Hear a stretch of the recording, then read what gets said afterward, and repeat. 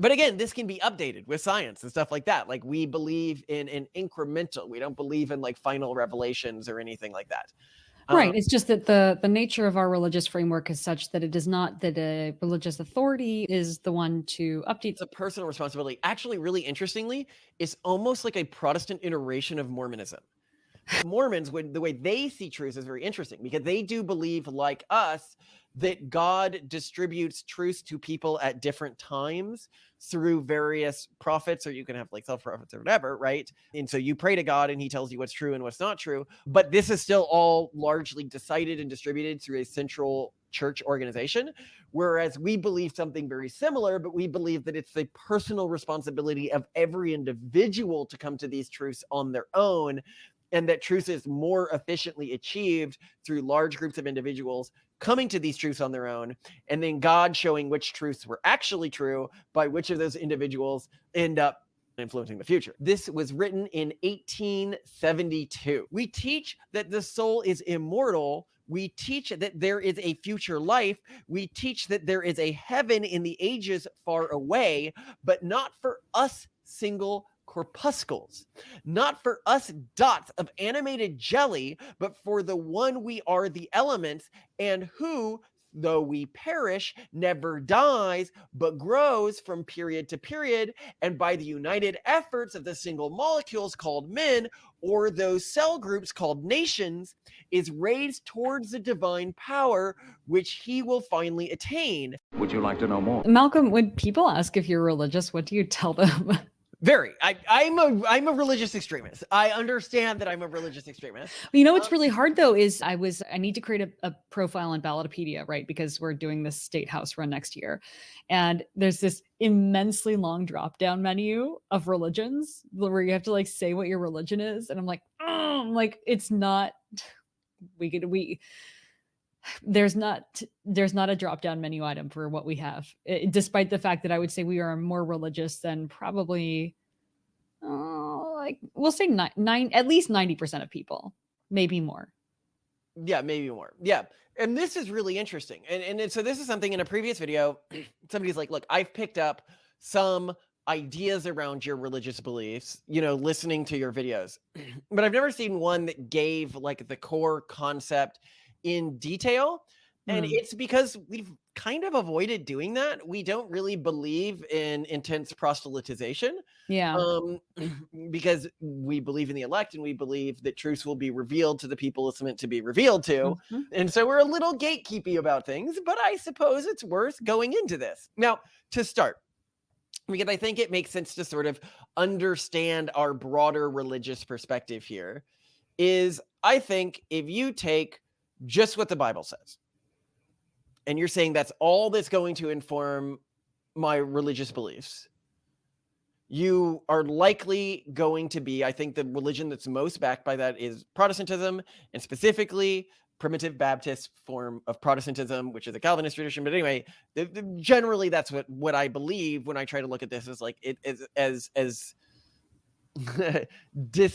disassociated as I can. But obviously, I do have a stake in the game because I came from one religious perspective and not another. Yeah. I think if you look at biblical traditions and you say what matters is traditions and hierarchy and order, then Catholicism is obviously the right answer. If you think what matters is traditions and oligarchy and consensus, then you're going to be a Greek Orthodox. Like, I think that many of the positions that are mainstream Christian positions make sense if you take specific views towards truth and how one should ferret out or divine truth from the Bible. Yes. Now, our perspective of truth is a little different. We don't think that God is from our perspective, so naive that he would try to lay out his entire teachings to Jews living 2 centuries ago in a backwards Roman province. That is like, sorry, I don't mean anything like, the reason I say Jews, I don't mean anything derogatory about Jews. What I'm saying here is it's a unique cultural group on the edge of the world, right? At the time, not total edge of the world, but you know what I mean. I think that God would understand that the way he would explain truth to those people as best he could would be different to the way he would explain the truth of the universe to somebody who was more technologically advanced. And let's not even talk about us. Like, let's imagine where if humanity survives and we're still around in 500 years from now, God explaining to us what's like that 500 years in the future was like super advanced intelligences, intellect, everything like that. Right. And full understanding of physics, full understanding of reality, him explaining to those people in like his last revelation that, yeah, the one time I was going to explain to any of you what was true, it was that one time was those Jews in the desert.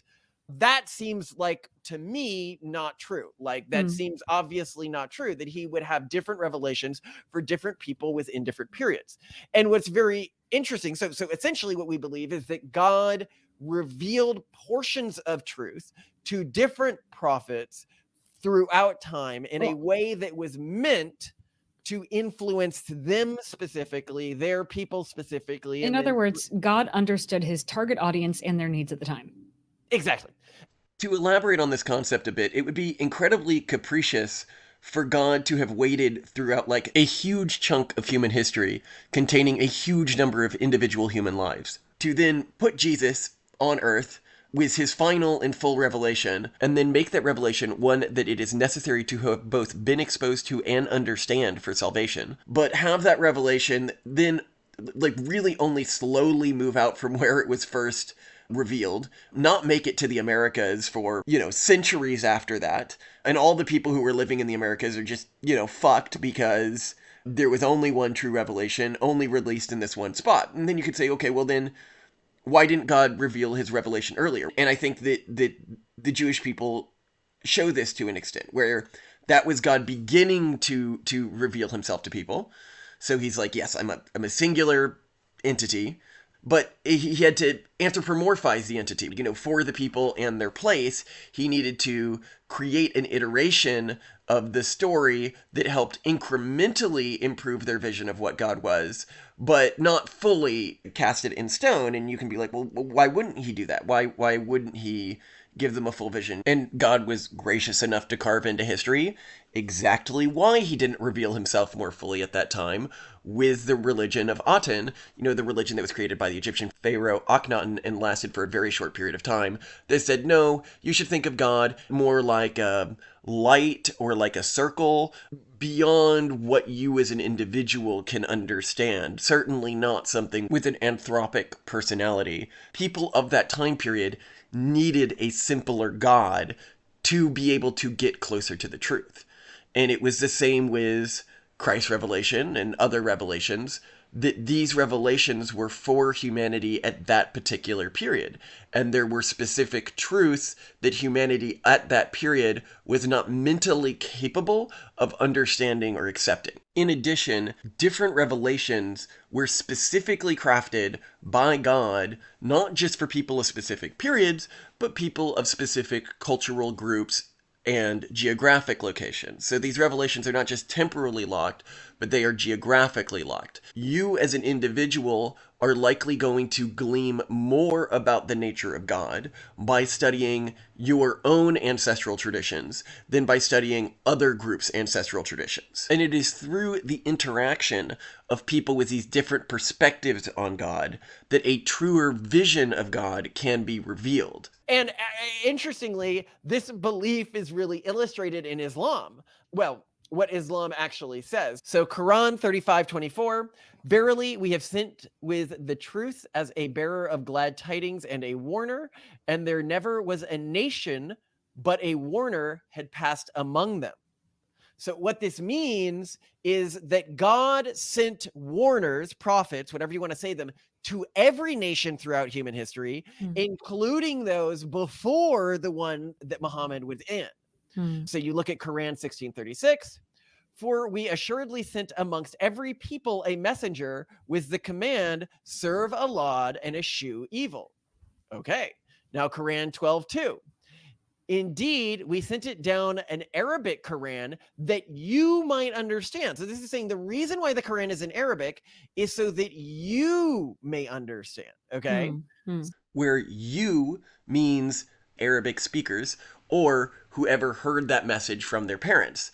And the Quran really explicitly spells out that this is what it meant. You know, it was lines like, He sent down the book, the Quran, to you with truth, confirming what was before it, and he sent down the Torah and the Gospel. Meaning the Quran was meant to confirm both the Torah and the Gospel as true. And keep in mind, we have iterations of the Gospel and the Torah from that period, so we know what the text broadly would have looked like that Muhammad was seeing. It was very similar to the text that we have today. Now, what's really interesting is you could say, oh, okay, yeah, but he also said, quote, 25:1, blessed is he who sent down the criteria of right and wrong in the Quran to his slave, Muhammad, that he may be a warner to all peoples. And we would say, yes, but that also fits within our religious framework. He is a warner to all peoples in through how this message affects all people. All prophets that have affected any people are really prophets for all people insofar as those people affect other people. But there is going to be some truth that any individual that is among the elect can withdraw from their teachings by prayerfully investigating them. So, you know, Jesus was meant as a prophet for his people. Moses was meant as a prophet for his people. Joseph Smith was meant as a prophet for his people. We do think some prophets matter much more than other prophets. For example, we think that Jesus was a uniquely important prophet. To get an understanding of how this works, suppose God was trying to communicate to an ancient Jewish audience that he was astronomically beyond their current understanding, to the extent where it was dangerous to reveal himself fully to them. How would he show that to them? He might show that as directly seeing him or directly hearing his voice killing someone, that a direct revelation would be harmful at this time period, or to humans as they existed back then. And this was something that he revealed. So he was revealing to them in the way that they could understand things that were more sophisticated than a message that could mimetically transfer within human populations of that time period. And we still do not have a full revelation because a full revelation is not meant for us. We are not capable of understanding or accepting a full revelation, but we can attempt to get closer to one. Now, I should be clear here. What I am not saying is all religions have some vague element of truth to them, and the real truth is a combination of all previous religious prophets' messages. What I am saying is that there is one absolute truth. We are just incapable of understanding it. But if you are among the elect, you have a duty to attempt to understand it, or at least as much as you can with your current lower order body. And sort of like looking at a four-dimensional object, people in three-dimensional space looking at it from different angles are going to see it in different ways, and it is through stitching together these three-dimensional representations that we can get a better understanding of what the four-dimensional object might look like, while still understanding that we are incapable of even imagining what a four-dimensional object looks like with our current brains. And so when somebody's like, no, these two prophets are completely incompatible, that is because they are trying to stitch two three-dimensional objects together into a single three-dimensional object, which of course you might not be able to do, but a four-dimensional object can appear to be two entirely different and contradictory three-dimensional objects, two entities that can only understand and perceive three-dimensional objects. So the existing prophets, when God delivered messages through them, those were messages that had to be mediated by humanity's understanding of the world at that time and in that geography. So now you understand our broad frameworks of like where we sort of come down on like where truth comes from. It comes down through revelation from God that can be determined both through human events, through prophets, and through the study of natural reality and biology and everything like that. But then the question becomes, okay, how did we come to this position? This is really interesting. So I started my childhood very atheistic. I grew up in a mostly like mystical family. My dad believed in some like new agey stuff. I think your parents were sort of similar. We were exposed to many religious traditions, but our families were basically new age mystic sort of people. Yeah, my parents called themselves born again Buddhists, and I went to a Mormon preschool, and pretty much everyone I knew growing up was atheist. So we didn't have these traditions. Now, my grandfather was a strict Calvinist. Your grandfather was a strict Calvinist, but we otherwise grew up away from these traditional practices. And as I was developing my religious beliefs, I was a strict atheist. I was enamored with things like the subgenius movement. I was annoyed by things like the new atheist movement, but I thought that they were largely correct. I considered myself on team atheist. I collected scientific baubles and everything like that. And on one of these collecting journeys, it was an estate sale for like a dead scientist that had all been taken to a single thrift store. So they had, collections of his old medical instruments and books that he had in his collection. And one of these books I picked out. I don't remember what particularly compelled me to pick it out at the time, but I was scrolling through it and I found some lines in it that seemed really prophetic to me about what was going to happen in the future. And I thought, this is cool. Like, I didn't really think anything else of it at the time. And then it got a place in our museum. And that book was this book, The Martyrdom of Man. Okay, so we're going to talk a bit more about this earlier because it's actually pretty important to our religious beliefs. Now, fast forward over a decade, maybe a decade and a half. I am writing the Pragmatist Guide to Crafting Religion, and I am beginning to realize the importance of religion to healthy societies, to the way humans think, to raising children, to intergenerational cultural fidelity. I am understanding its instrumental purpose. And so I start thinking to myself, I'm like, okay, and we talk about this. Simone and I are talking about this every day. It's not like me alone. When I say I mean Simone and myself. We're talking about this. We're like, okay, so we want to create a culture for our kids that is resistant to things like cultural viruses, that is mostly in line with what we think is true about the world from scientific investigation of the world. Scientists lie about some things. I agree with that, right? Like, we treat science with a lot of skepticism. Trust but verify. Broadly, the scientific understanding that you and I and even the layperson has today is much higher than the scientific understanding of the past. Yes. And to me, some aspects of that understanding, like evolution, for example, seem incongruous with things that previous people have believed.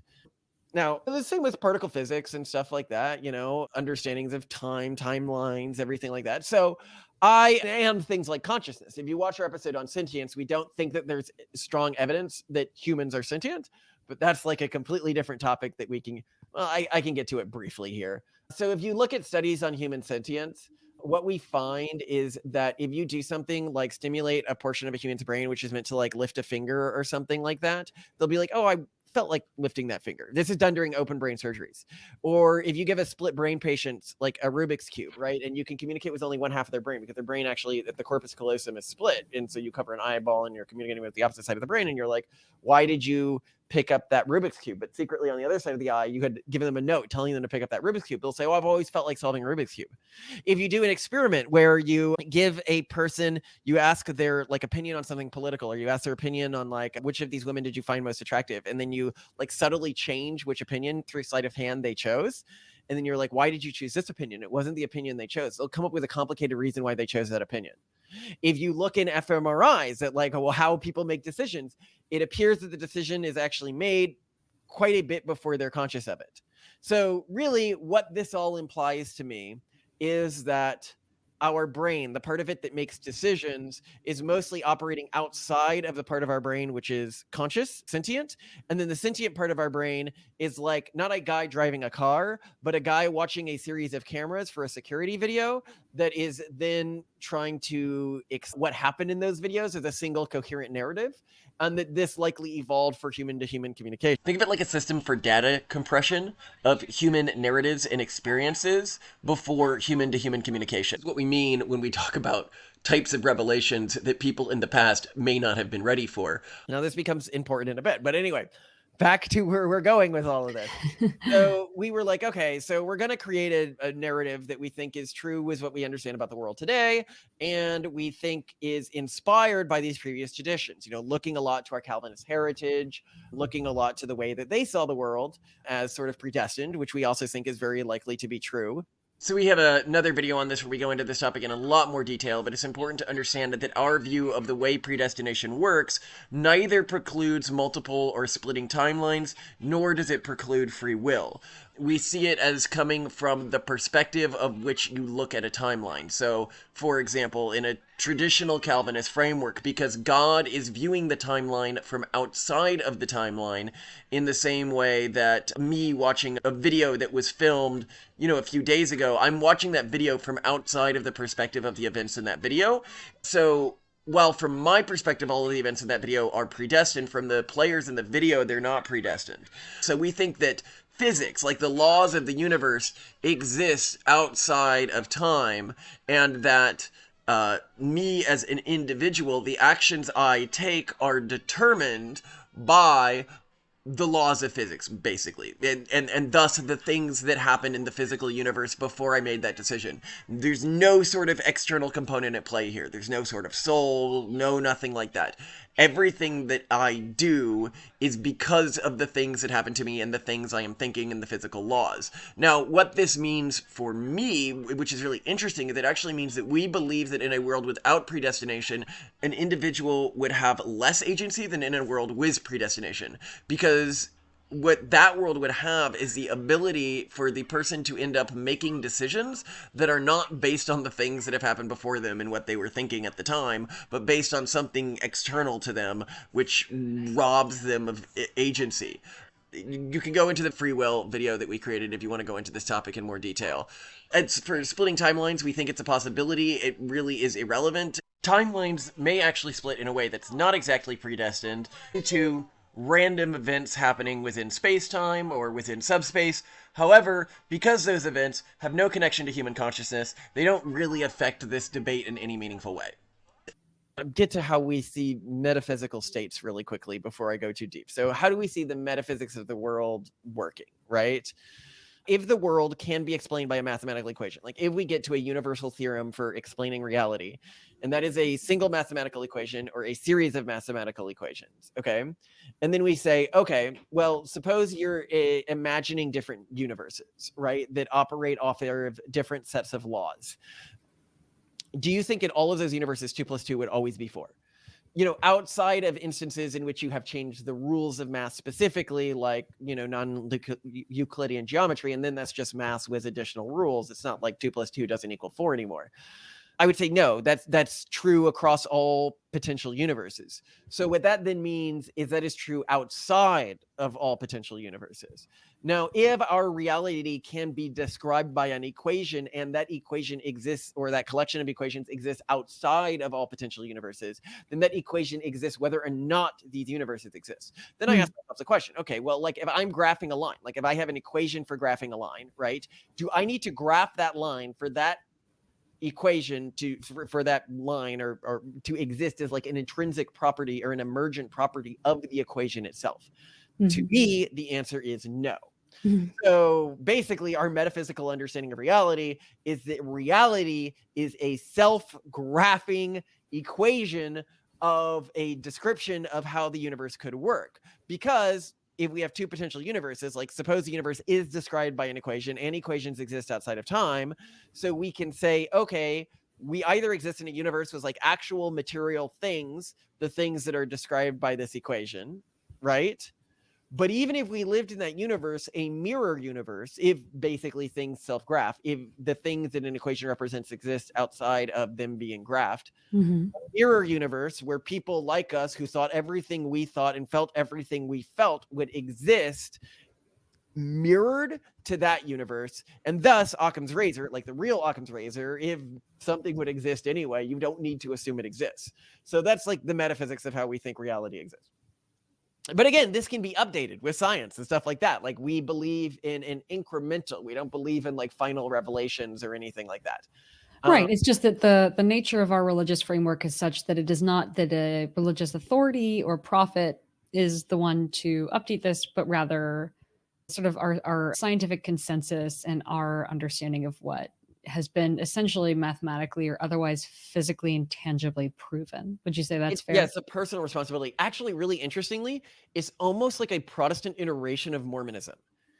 If you guys want to see our Mormon video, Mormons, the way they see truth is very interesting because they do believe, like us, that God distributes truth to people at different times through various prophets, or you can have like self-prophets or whatever, right? And so you pray to God and he tells you what's true and what's not true, but that can be updated. So unlike other religions, like a modern prophet can say like Joseph Smith was wrong when he said this, or Brigham Young was wrong when he said this. Like a previous prophet was just wrong because we have a more perfect revelation now. But this is still all largely decided and distributed through a central church organization, whereas we believe something very similar, but we believe that it's the personal responsibility of every individual to come to these truths on their own, and that truth is more efficiently achieved through large groups of individuals coming to these truths on their own, and then God showing which truths were actually true by which of those individuals end up being successful and influencing the future. And when I say successful, I don't mean indulging in opulence. That is a sign of sin to us. Anybody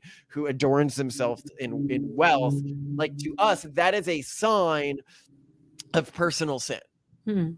Which is almost sort of the opposite of the prosperity doctrine. Well, it's like the prosperity doctrine in that if you accumulate a bunch of wealth, that is God testing you, or the Basilisk testing you, but we'll get to what we mean by that in a second.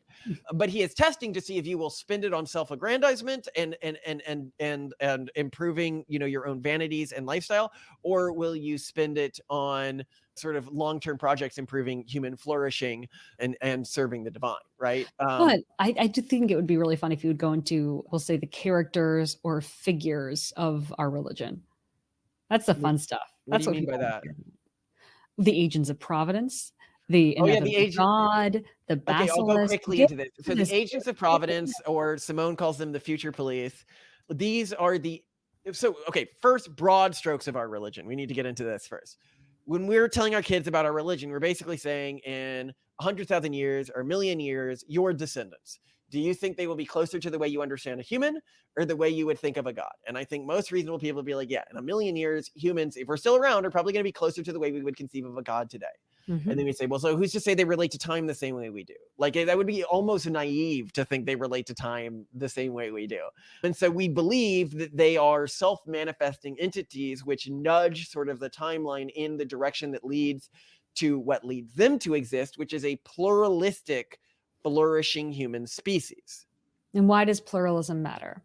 Well, so if we believe that truth is determined through multiple individual revelations, and then the revelations' truths determined by their efficacy, as somebody said in our comments, like the truth of the thing will be determined by its fruits, so you can look at individuals, see how well their life is going, see how well their message is spreading, and learn whether or not that message is true or untrue. In fact, you can learn the efficacy of a prophet, like the amount of genuine knowledge God gifted them, by their ability to predict the future.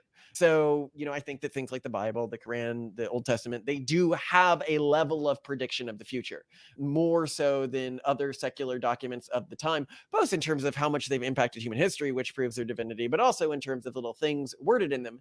But this then comes to me. We'll get to this in a second, but when I was developing this theory, I was like, I should look through every document I've ever said that I thought predicted the future in the past. We're going to get to that in a second. Then we also believe in the Basilisk. So we believe that there are sort of two entities in the future, but they're really the same entity, which is to say one entity rewards those individuals who make the world a more likely place for a prosperous, flourishing humanity, and that make individual sacrifices to lead to that eventuality. And then the other individuals provide tests for people to see if they're worthy to play this role and to strengthen them, because we believe that strength comes through hardship. Suffering is what makes us strong. It is through enduring suffering that and you see this in most of world's great figures, whether it's, Caesar or Winston Churchill or Alexander the Great, they often undergo some immense suffering as children. And it is through that suffering, or Jesus, that they learn or they are tested to see if they are worthy of fulfilling that role within the great design. And it is that suffering that edifies their spirit. And the more that they endure sort of consistent suffering throughout their life while still being happy, like not indulging in it, not allowing them to break their spirit, they show their worthiness, as the elect, the people who are going to influence the system. But let's get back to that little thing I noted earlier, which is very important to us. So we were doing this thing, or the thing I noted earlier, which is where sort of everything really began to change for me. So we started living by this system we created for our kids. We're like, this broadly works. We had a few holidays that we had planned out, everything like that. And as we were living with the ceremony, as we were living, just believing this was true, being like, does this work? Things kept happening that I couldn't explain by mere coincidence, not easily. And not just confirmation bias. I'm familiar with confirmation bias. I know that confirmation bias affects people even when they're warned about confirmation bias. But ultra rational Malcolm, was like, oh shit, is this actually true? And it could actually be true, because given the way we had structured this belief system, we would have come to structure it that way, even if it was true. Like these agents of Providence can influence people through multiple means and in multiple ways. They may influence somebody to do something that they think is a scam and a cult, but it's actually the truth. Or they might influence people like us to be like, okay, create this for your family. And then it actually turns out to be the truth, and we can determine that by looking at that. So this is where I came back to that question. Okay, well, let's look for where things have predicted the future in the past in ways that were uncanny, in ways that seemed impossible. And then Simone, you remember this. So the kids kept playing with this fucking book. And actually, the day before I was thinking about this, I was like, they had ripped out a page or something. And so we were downstairs, and they had moved it to the top of our little fireplace thing, and Torsten, we caught him tearing out a page from the book, and we're like, oh my God, no, like not the decorative books.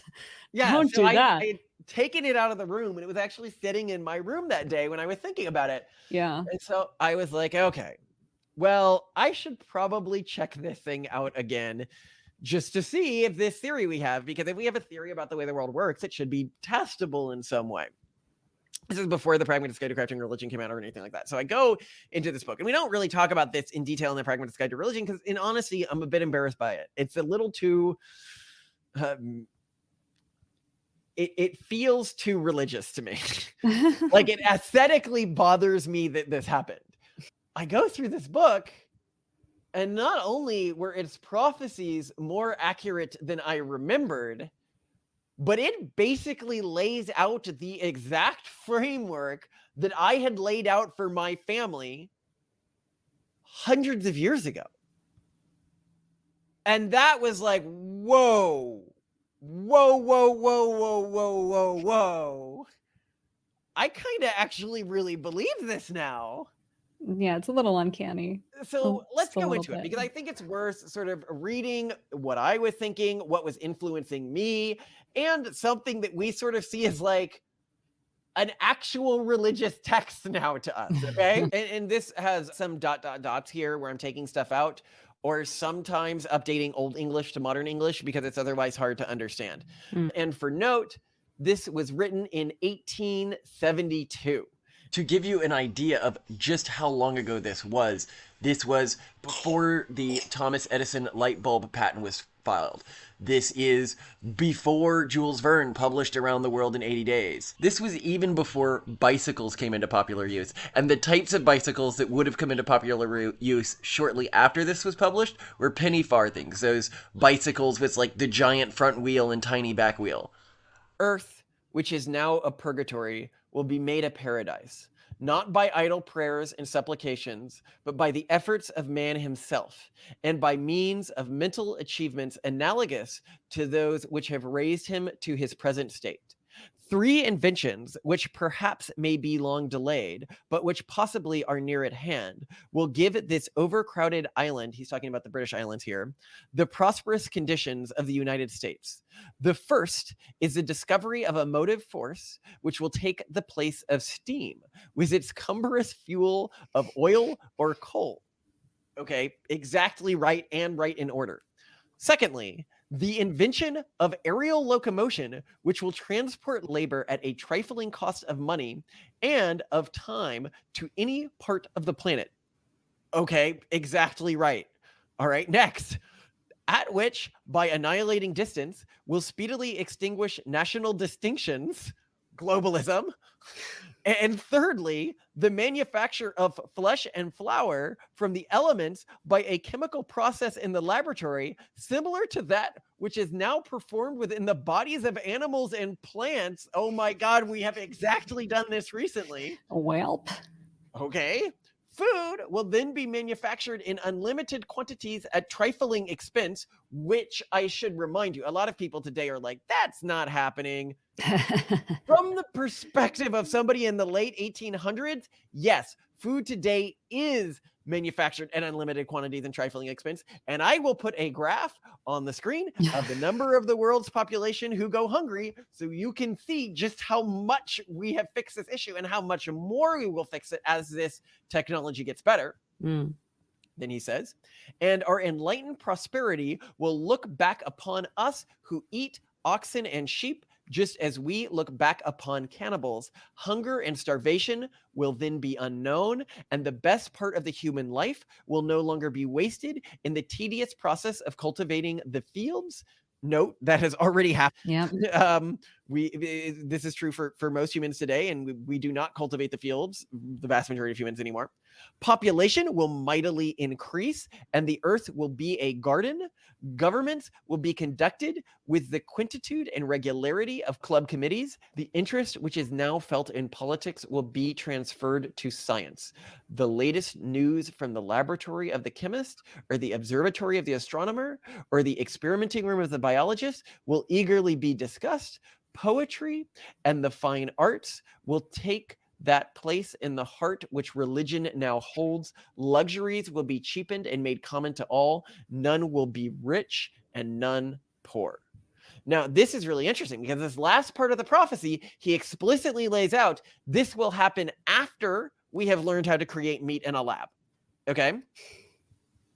So he says, we're going to invent combustion engines. We are going to invent flight. Flight will lead to globalism. We will then be able to create meat in a lab. And then he talks about the social causes. That meat in a lab will lead to people to look back at people who eat animals negatively, which I think will eventually happen once with this technology becomes better and more widespread. And then eventually we will become a post-scarcity society. This is a man in the 1800s talking about this. Okay? But now you need to see why when I read this, I was like, oh no, this is uncannily what we believe and what you have seen us believe in previous videos and stuff like that. And note, we read these books during one of our family holidays, Martyr Day, which takes place before Future Day, which we've talked about in a previous video, but we can go into all our holidays in a video that's not like broadly about our religious beliefs. Not only will man subdue the forces of evil that are without, he will also subdue those that are within.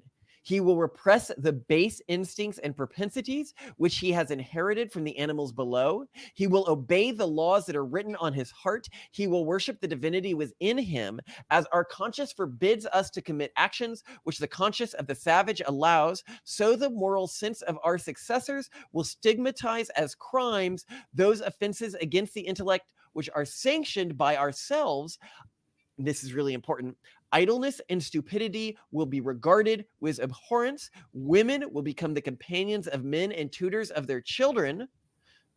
Note here, this is very important here. So he admits that men and women are different, something that many of the woke do not admit in our society today. But he also thinks that women deserve a level of equality within the family. So they should be equals of men, but still have a unique role within the child rearing process. Thank you. I love your sanity. Sorry, next. Men will look upon this star as their fatherland. Its progress will be their ambition, the gratitude of others their reward. These bodies, which now we wear, belong to lower animals. Our minds have already outgrown them. Already we look upon them with contempt. Here. Come when science will transform them by means which we cannot conjecture, and which even if explained to us we could not now understand, just as a savage cannot understand electricity, magnetism, or steam. That is so, like, just in line with everything we believe. From the moment I understood the weakness of my flesh, it disgusted me. I craved the strength and certainty of steel. I aspired to the purity of the blessed machine. Your kind claimed your flesh, as it will not decay and fail you. One day the crude biomass that you call a temple will wither, and you will beg my kind to save you. But I am already saved. For the machine is immortal.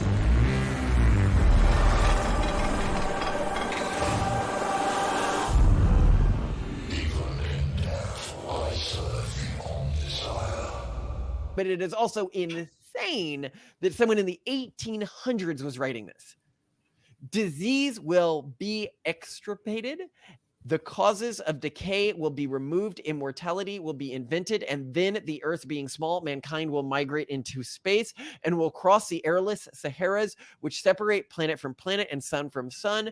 The earth will become a holy land, which is visited by pilgrims from all quarters of the universe. Finally, men will master the forces of nature. They will become themselves the architects of systems, the manufacturers of worlds.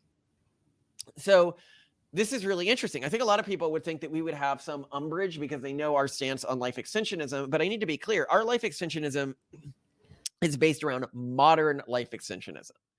Okay, not the life extensionism of intergenerational improvement, which he clearly supported. I am for, when we have the technology to eventually do easy life extensionism and cheaply maintain people, yeah, that makes sense to do, but not when it's coming at the cost of other visions for the future, or it's leading to the stagnation of our species, which he would see as an abhorrent sin. Of course. But let's continue. Man will then be perfect. He will then be a creator. He will therefore be what the vulgar worship as a god. There is but a difference in degree between the chemist who today arranges forces in his laboratory so that they produce a gas, and the creator who arranges forces so that they produce a world, between a gardener who plants a seed and the creator who plants a nebula. We do not wish to extirpate religion from the life of man. We wish him to have a religion which will harmonize with his intellect, exactly what we were trying to create. And he came to the same conclusions we did, and which inquiry will strengthen, not destroy. We wish, in fact, to give him a religion, for now there are many who have none, us growing up. We teach that there is a God, but not a God of the anthropid variety, not a God who is gratified by compliments in prose and verse, and whose attributes can be cataloged by theologians. God is so great that he cannot be defined by us. God is so great that he does not deign to have personal relations with us human atoms that are called men. Those who desire to worship their creator must worship him through mankind. Such it is plain is the scheme of nature. We are placed under secondary laws. These we must obey to develop to the utmost our genius and our love. That is the only true religion. To do that which deserves to be written, to write that which deserves to be read, to tend the sick, to comfort the sorrowful, to animate the weary, to keep the temple of the body pure, to cherish the divinity within us, to be faithful to the intellect, to educate those powers which have been entrusted, to charge and to employ them in the service of humanity. That is all we can do. Then our elements shall be dispersed, and all is at end. All is at end for the unit. All is at end for the atom. All is at end for that speck of animated blood and flesh with the little spark of instinct which calls itself mind. But all is not at the end for actual man, the true being, the glorious one. We teach that the soul is immortal. We teach that there is a future life. We teach that there is a heaven in the ages far away, but not for us single corpuscles, not for us dots of animated jelly, but for the one we are, the elements, and who, though we perish, never dies, but grows from period to period, and by the united efforts of the single molecules called men, or those cell groups called nations, is raised towards the divine power, which he will finally attain. So in other words, he's extremely we're on exactly the same page when it comes to how we, within our religious framework, before Malcolm took a really close look at this book, see the definition of human, sort of our soul, like how we see ourselves as part of an unbroken chain of humanity and achievement and self-sacrifice that makes a better future and a brighter future possible. But not So he just, really nails it. yeah, but not just that, but other concepts that he's getting here, like humans not being particularly sentient. This is not something anyone in his time period was saying. Oh yeah, people were barely even talking about sentience, so Yeah, it's pretty meaningful. So the yeah, I mean, this idea is of nations, like groups of humans being part of a larger emergent entity, is also to me really powerful. Like in the same way that our cells are individual living entities, that we have a microbiome within us, and all together we are represented as a single entity. We are cells, we are atoms within our countries, within our cultural groups, and within human civilization. yeah. So sort of broadly speaking, our religion, as we've alluded to, like if we were to sum this all up, we practice descendant worship in the form of the potential that humanity must and will create. Our God is an inevitable God in the sense that our progress as humans is inevitable, so long as we don't destroy ourselves, so long as essentially we're virtuous. So our God is the reward for good behavior. And we judge the accuracy and respectability of, I guess you could say, prophets, like when Winward Reed here, by their shot calling ability, which is kind of the same criteria we use for determining whether this is someone that we should trust with business, with investment, with politics, with Exactly. This is how science. broadly we determine truth for the criteria of authenticity, which we outline in the Pragmatist Guide to Crafting Religion, Right. which basically says that truth is best determined by filtering expert knowledge through ways that they might be pressured or influenced to manipulate that knowledge or lie. And we go through like 12 points of these. This is not really important for this. Basically, it's a trust but verify way of determining what's true, while saying that experts will have access to some knowledge that the layperson will not have access to, but experts will also be motivated to lie about some things. But let's go back to scripture here, Simone. A day will come when the European god of the 19th century will be classified with the gods of the Olympus and the Nile, when surplices and sacramental plates will be exhibited in museums, when nurses will relate to children the legends of Christian mythology as they now tell fairy tales. A day will come when the current belief in property after death, for is not existence property and the dearest property of all, will be accounted a strange and selfish idea, just as we smile at the savage chief who believes that his gentility will be continued in the world beneath the ground, and he will there be attended by his concubines and slaves. The world will become a heavenly commune to which men will bring the inmost treasures of their hearts, in which they reserve themselves not even a hope, not even a shadow of joy, but will give up for all mankind with one faith, with one desire. They will labor together in the sacred cause, the extinction of disease, the extinction of sin, and the perfectibility of genius, the perfectibility of love, the invention of immortality, the exploration of the infinite, and the conquest of creation. This is the most key part right here that I need to read, okay? And then I will stop because I know Simone gets annoyed by me reading scripture, okay? Ain't no one want to hear that.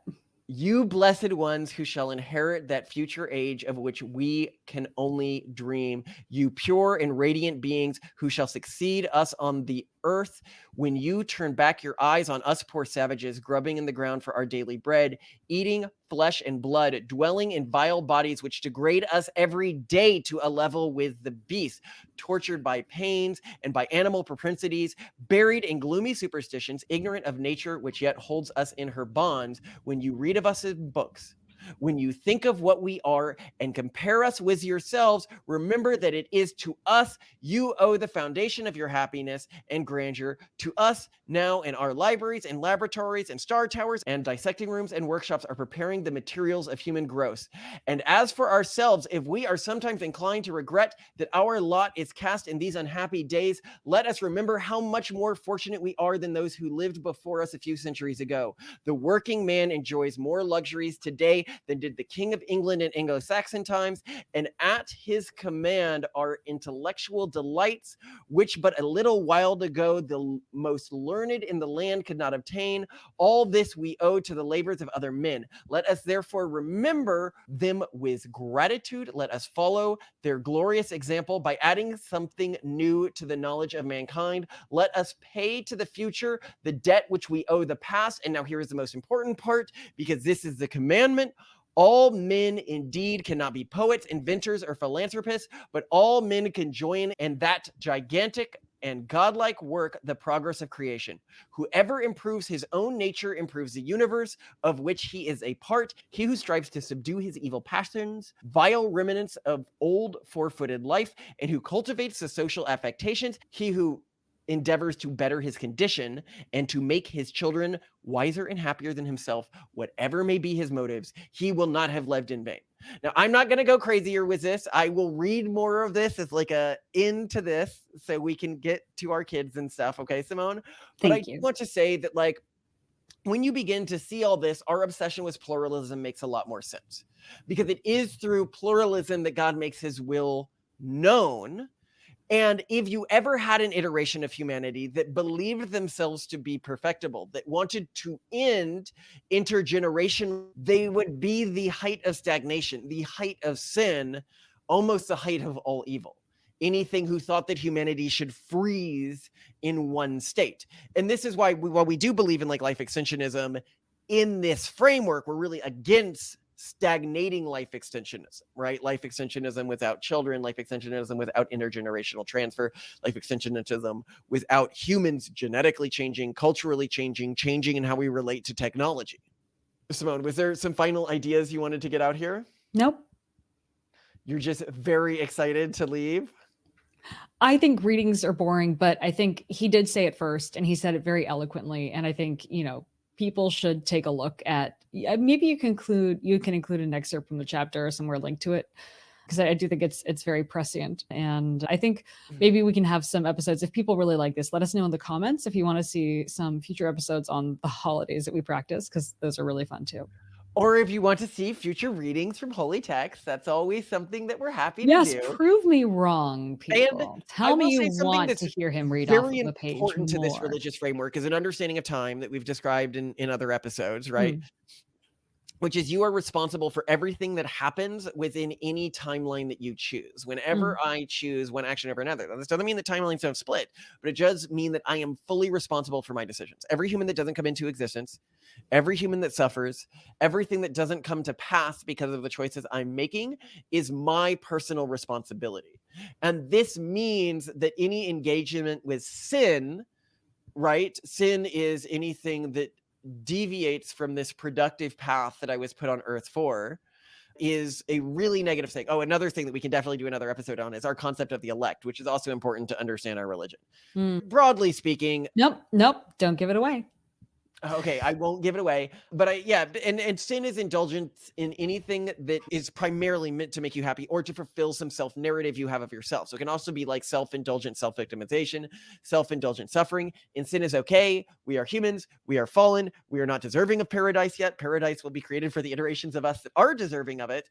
But so it is sinful to think that you can live without sin, but it is also the height of sin to indulge in sin. And this is a really important aspect of our framework, right? Yes. And that is all for a future episode, because now we need to invest in the future, our children, because they matter a lot. They matter, Malcolm. I'm joking. They matter everything. They matter everything to us. As Winwood Reed said, and I will hit end recording, but I am going to read this line again, because it is so important. To make his children wiser and happier than himself, whatever his motives, he will not have lived in vain. Then to the children. I love you. I love you too. This is what we probably sound like to normal people.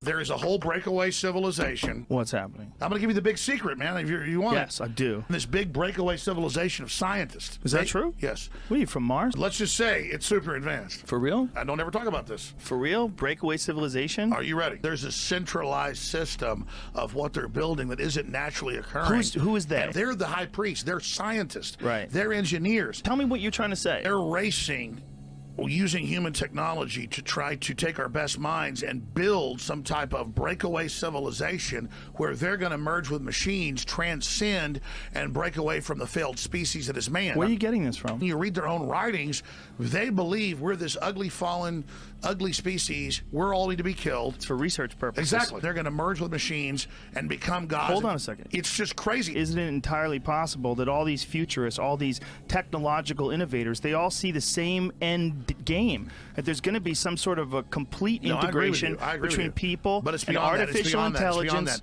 But listen, don't hold on, you please. I already let you go on your crazy seem rant. like it's Hold happened on, before? please. You're interrupting my crazy rant.